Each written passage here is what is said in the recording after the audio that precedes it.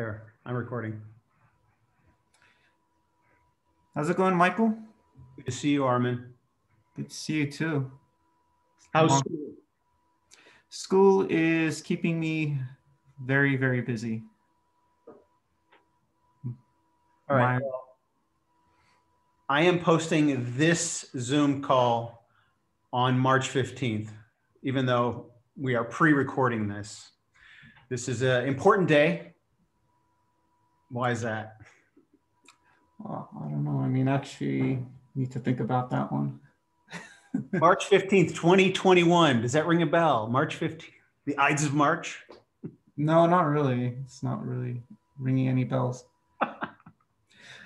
March 15th, of course, marks the 100th anniversary of Soghomon Tehlirian's assassination of Talat Pasha, who, as we all know, hopefully by this point, was the architect of the Armenian Genocide and who in 1918 had fled to Germany, to Berlin, and been living in hiding for about,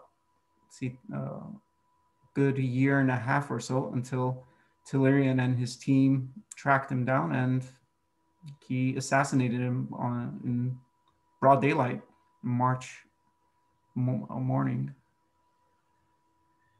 And you actually you're the first one really to read the authorized English translation of his memoir. Is that not correct?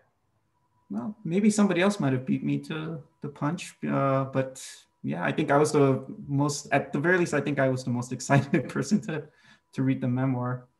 Well, I think technically, I mean, other people in our little email group received it, but you went through it and made some corrections. Like the translator, our amazing translator, did an incredible job, but you went through it, combed through it.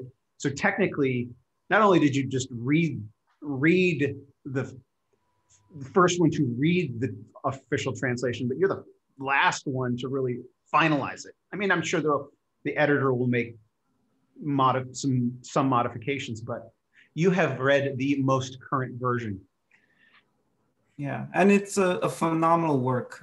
Again, kudos to our translator for doing such an amazing job and really of bringing to life Tehlirian's voice from a completely different language and still being able to retain the beauty of the prose and the emotions and all the passions that are just wrapped up in telling the story of how the war broke out and how he witnessed the genocide and how he finally managed to find Talat and execute him. What I'm chomping at the bit to tell people about all the people who've been involved with this project, but I can't yet, right? Like, can't tell, not ready to disclose, like there's somebody that's you are collaborating with on the introduction and then the translator's name and all these things. Just got to keep that under wraps until it's all official. And so, but at least we can talk today about this momentous day 100 years ago. The name Soghomon Tehlirian was heard by more people around the world than ever before. Like that, his claim to fame happened exactly 100 years ago, March 15th. I don't want to make this too long, but for people who have watched our YouTube channel from the beginning, we've been talking about movies a lot and stuff. And I kept promising that we're going to talk about why Soghomon Tehlirian, why I think Soghomon Tehlirian is like the Forrest Gump of the Armenian Genocide. And I have something in my mind when I say that, what that means, but would you care to venture a guess? Like, what is Forrest Gump about and why would you think that I think that? I mean, Forrest Gump's fortunately a movie I've watched maybe way too many times, so I know the plot pretty well. But really, because in the way that Forrest Gump was made was because you take just this average nobody who is growing up in the United States in the 1950s and 1960s, and then he just suddenly happens to be at every significant historical world event or happens to invent, all the greatest inventions from the 1970s and 1980s. And I think maybe that's why you think Forrest Gump's character reminds you of Soghomon. What are some of the specific events in Forrest Gump, like historical moments?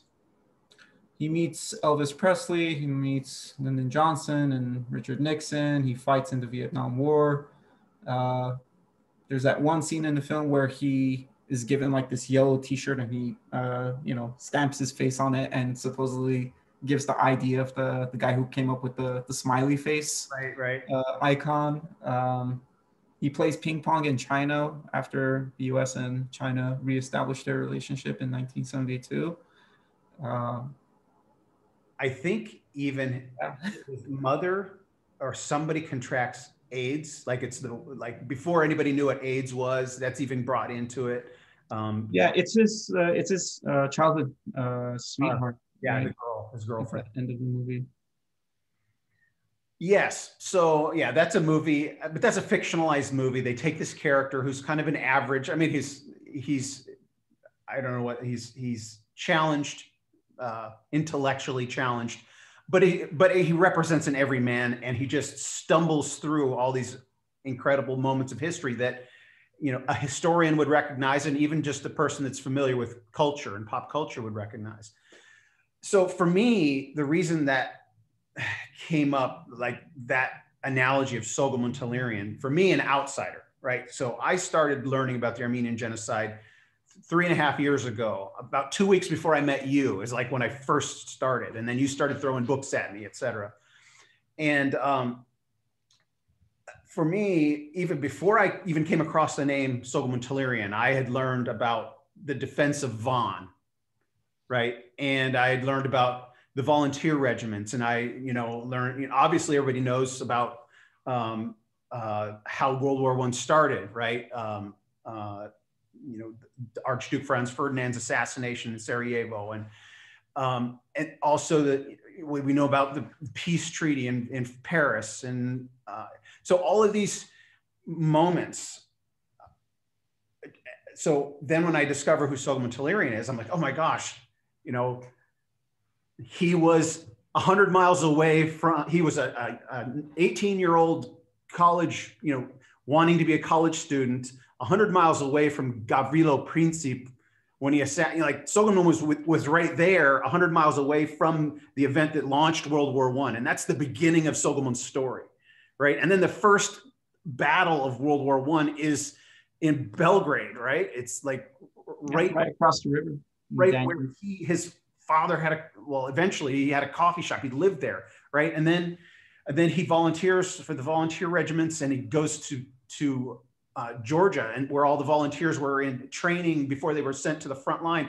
And I had learned about General Andranik, and lo and behold, Soghomon is there in Andranik's regiment, and Soghomon is part of the Russian army that arrives at Van, right? Like when I learned about the defense of Van, they were holding off the Ottomans, they were holding off the Turks, and then it was the Armenians with the Russian army that come and rescue Van. And that Soghomon was there for that. And then Armen Garo, who's this great hero of the Armenians from the Ottoman Bank, then Soghomon gets connected with Armen Garo, and it's all these events. And then Soghomon, it goes to Etchmiadzin and becomes an orphan gatherer. And I'd already learned about Etchmiadzin as like this important moment in an Armenian history, that's this iconic, it's like the first Christian cathedral ever, right? Not of all ethnicities, of all cultures. It's like these incredible moments. Oh, probably first national church. There were churches, of course, before Armenia adopted Christianity, but it did become the first national cathedral of a state that had Christianity as its official religion.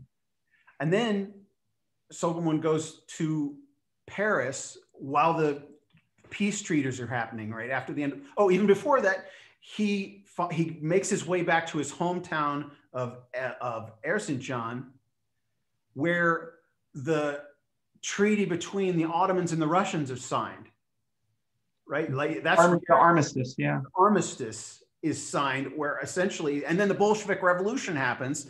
It's like Soghommon's there in all of these major events of history. So when you're reading his memoir and his story, it's like, I mean, for me, having just all of these things are fresh in my mind, it's like I learned a bunch of these things before I ever even came across the name Soghomon, just because I started plunging into the history. And then I come across him, and he takes you through the genocide, World War I and the genocide from A to Z. And then Raphael Lemkin, right, the guy who coined the term genocide, is paying attention to his trial, right? Raphael Lemkin, it's because of the verdict in his trial that Raphael Lemkin coins this term genocide. And then, I mean, there's this thing I don't want to disclose, but you know, there was a guy who was called to testify in Soghommon's trial, right? Max von Scheubner-Richter, right? And just what I've learned about that guy, anybody who's interested, look him up.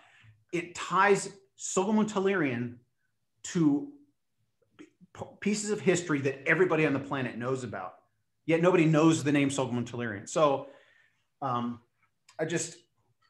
chomping at the bit for the project we're working on to, you know, to move and progress, but these things take time.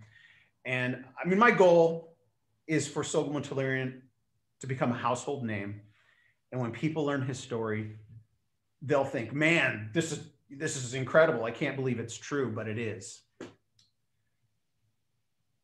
Like Forrest Gump, you'd say, wow, if it were true, you'd say, I can't believe this is true. But Soghomon his story is true. We'll see in a year or two how much more popular his name's become, right? Yeah. Well, let's finish up here. Thank you, everybody, for watching. March 15th, momentous day in history. There's another anniversary coming up. It's June 3rd.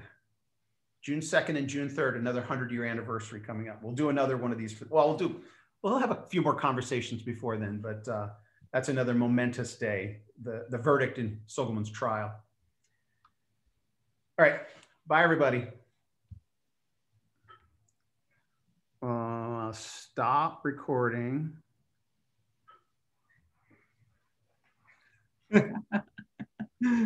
Where's that?